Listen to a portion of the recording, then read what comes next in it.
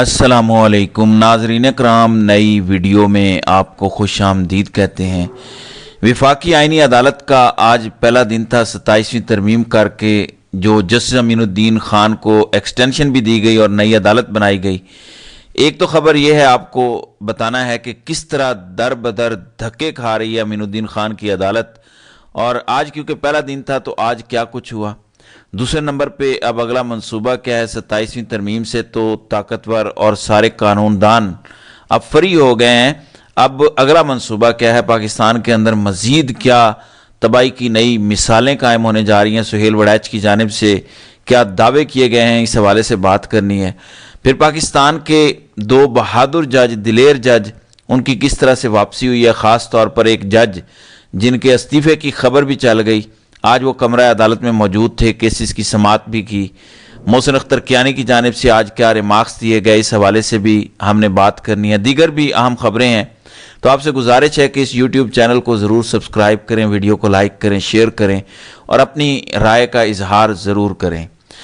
नाज़रीन कराम, वफाकी आइनी अदालत तो बन गई, उसके बाद भटक रही है। वो जैसे आप फिल्मों में देखते हैं ना कि रूहें भटक रही होती हैं, फिर उनको पकड़ा जाता है, काबू किया जाता है, आग जलाई जाती है और फिर उसकी रूह को उस आग के अंदर वो जिस्म फेंका जाता है, फिर उसको मुक्ति मिलती है। तो यही सूरत हाल बनी हुई थी। अदालत बन गई।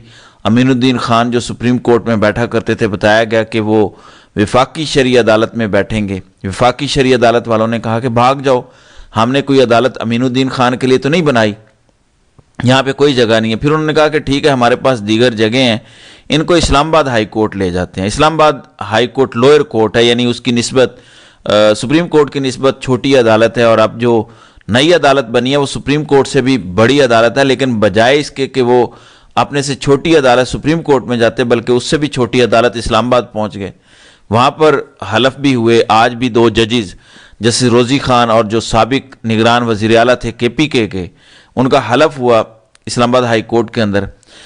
अब मसला क्या बना? मसला ये बना हुआ है कि रोला पड़ा हुआ है।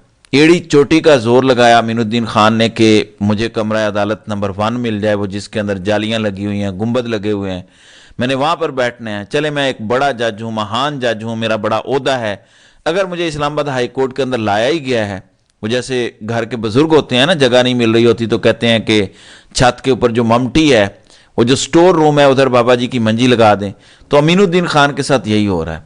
अमीनुद्दीन खान ने एड़ी चोटी का जोर लगाया कि भाई और कुछ नहीं देना तो ये डोगर वाली अदालत खाली करवाओ, वहाँ पर मुझे शिफ्ट कर दो।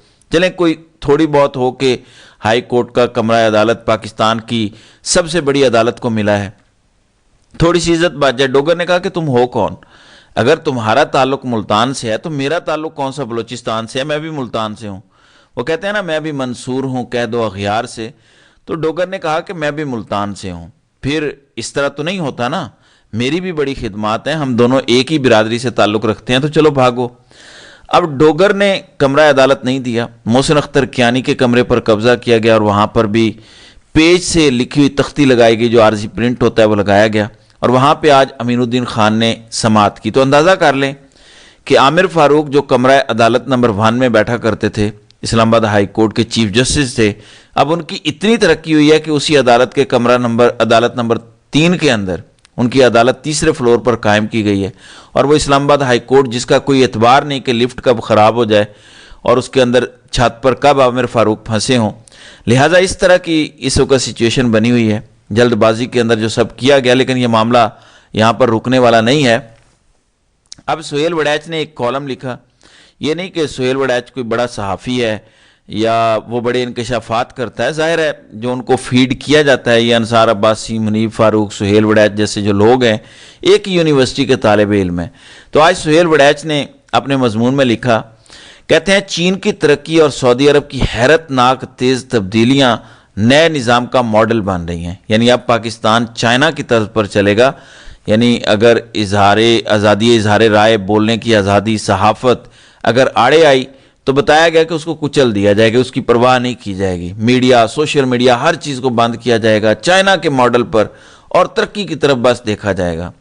इसी तरह कहते हैं कि किसी को अगर जमहूरियत का बुखार चढ़ा कि ये क्या हो रहा है, तो कहते हैं कि तरक्की में जमहूरियत रुकावट बनी तो उस रुकावट को दूर किया जाएगा। यानी एक माहौल बनाया जा रहा है बाकायदा कि اگر جمہوریت بنی تو جمہوریت کو اٹھا کے پھینک دیں گے، اگر آزادی اظہار رائے رکاوٹ بنا تو اسے اڑا دیا جائے گا۔ تو آپ دیکھیں نظام آگے بڑھتا چلا جا رہا ہے، بڑھتا جا رہا ہے، یہ معاملہ یہاں پر رکے گا نہیں۔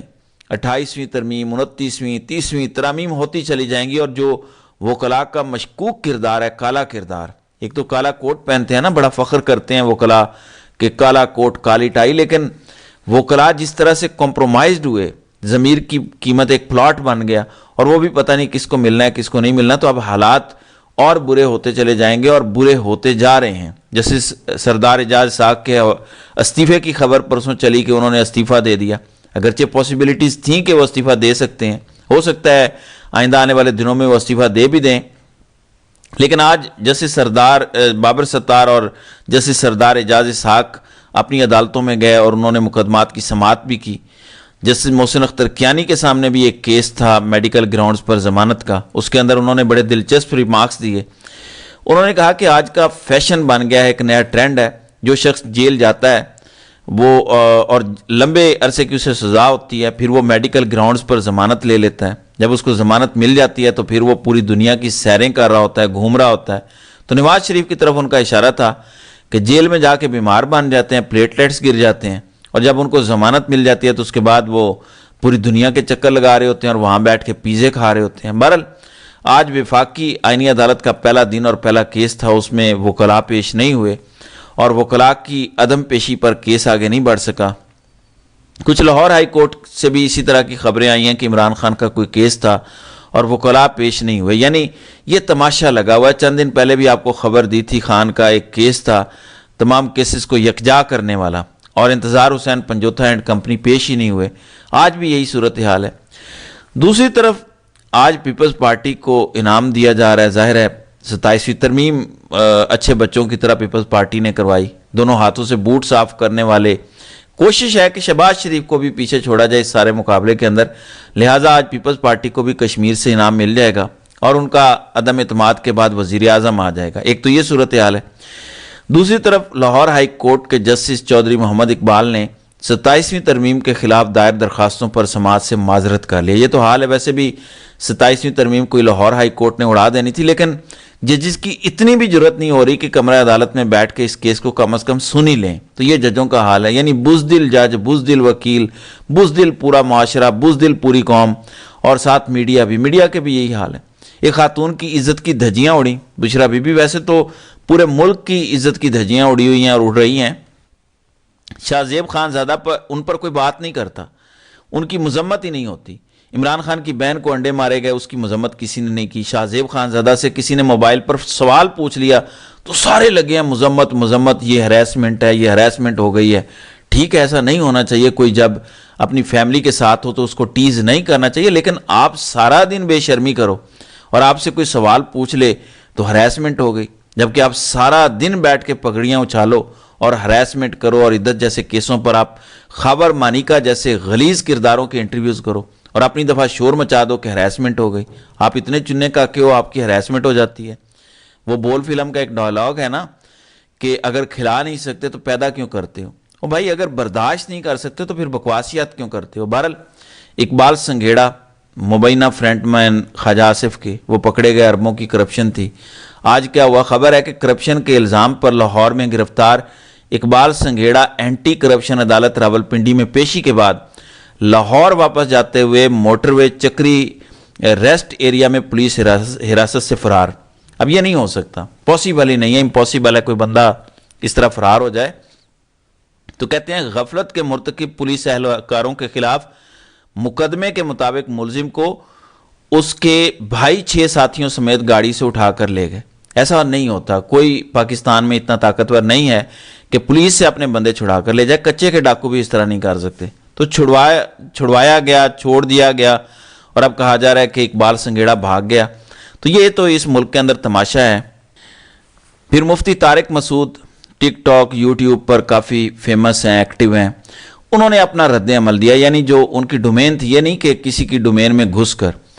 کہتے ہیں کہ 27ویں ترمیم کی دیگر شقوں پر حمایت یا مخالفت کرنا تو سیاسی لوگوں کا کام ہے، میرا کام نہیں ہے کہ 27ویں ترمیم ٹھیک ہے یا غلط، لیکن کہتے ہیں کہ اس ملک کے اندر ایک इसके अंदर एक शिक है जो मेरे मुतलका है, जो मेरी डोमेन है, मेरा बतौर मजहबी रहनुमा हक बनता है उस पर मैं बात करूं। कहते हैं किसी ओहदेदार का अदालतों से इस्तिस्ना हासिल करना गैर शरई और इस्लामी निज़ाम इंसाफ के मुनाफी है। तो कहते हैं कि इस्लाम और शरीयत के मुताबिक किसी को इस्तिस्ना हासिल नहीं होना चाहिए। कहते हैं इसी तरह दुनियावी अदालतों से तो इस्तिस्ना हासिल किया जा सकता है, ठीक है, अमीनुद्दीन खान की अदालत से आप बच सकते हैं, मगर अल्लाह की अदालत में चाहे कोई बादशाह हो, चाहे कोई फील्ड मार्शल हो, चाहे कोई बड़ा ऑफिसर हो, उसको कोई इस्तिस्ना हासिल नहीं होगा। तो देखें, एटलीस्ट पाकिस्तान के मौलवी, पीर, वडेरे, इवन टीएलपी को छितर पड़े चुप करके बैठे हुए थे, कम अज़ कम कोई बोला तो है, किसी ने अपना रद्द-ए-अमल तो दिया है। सो ये सूरत हाल है। अब आगे आगे देखते हैं कि होता है क्या। तो नाज़रीन कराम, आपकी इस वीडियो के हवाले से क्या राय है? आप अपनी राय का इजहार कमेंट सेक्शन में ज़रूर कीजिएगा।